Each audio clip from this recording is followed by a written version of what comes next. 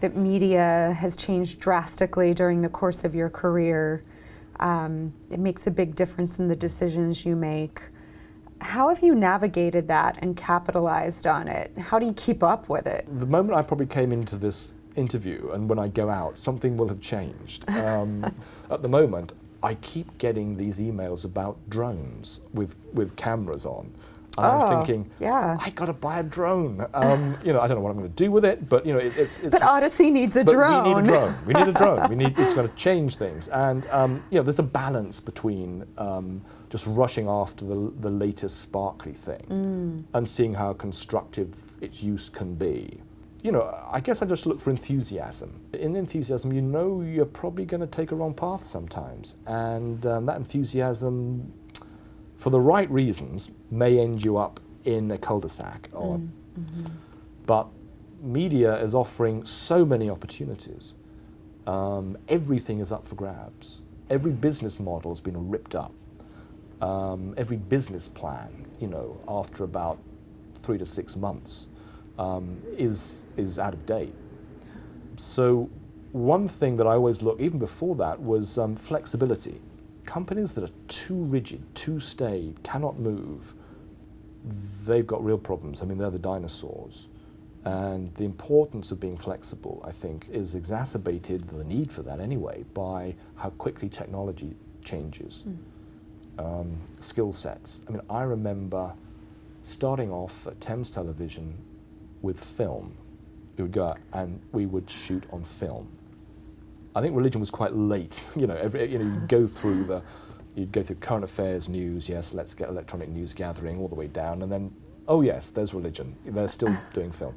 And there, once we got to edit electronically, only one person in the building could edit, and they were like the most important figure in the process, and they were paid huge amounts of money. And you know, there was this mystery of editing. And I remember going into my first edit, and the guy looked at me and said, well, what do I do? What do you want me to do with this? And I said, well, we could cut there, you know.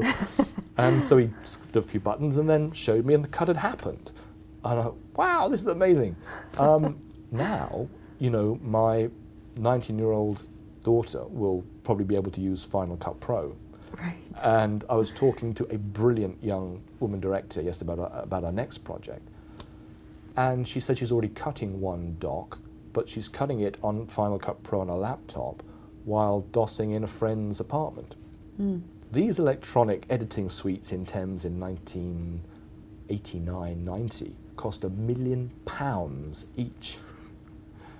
You know, it has empowered people. I created something called Video School at CTVC, which was fundamentally, the narrative needs to be changed about religion and its role in society, but to be honest, we as a production company cannot do that by ourselves. It has to be from the grassroots up. So if we empower people in the grassroots to create media, then in the shop window that is the web, then there is a chance to have an influence and an impact.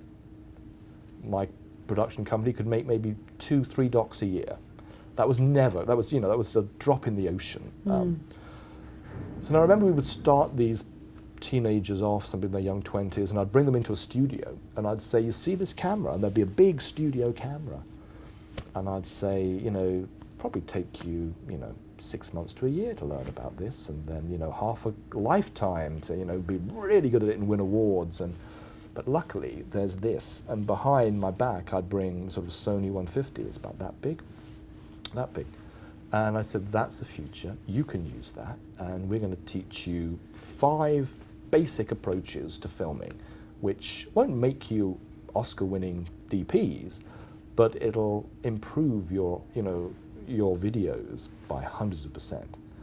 When cameras that small can operate with great lenses in low light, it's changed the way the sort of program that's being made is made.